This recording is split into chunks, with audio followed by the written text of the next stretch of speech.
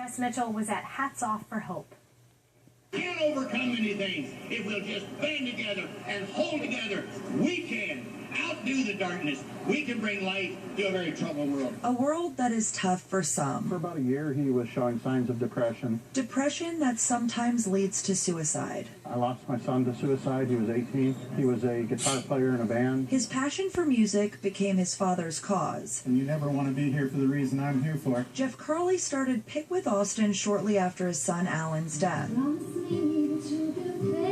The organization provides guitars to people dealing with depression. This is to alleviate the grief, to not have the grief, to give a purpose to what happened, rather than saying somebody died for no reason. A reason that brought this group together Tuesday. About 50 Williamson County residents gathered outside the historic courthouse at an event called Hats Off for Hope. If we could please bow our heads and let us talk to our Lord. The hats represent the 50 lives lost to suicide in Williamson County in 2013. We have such a high growth rate in Williamson County, 60% growth in the last 10 years. A lot of people feel like they're not connected to the community because they're new here. Here, there's a committee called Alan's Hope Project, named after Curley's son.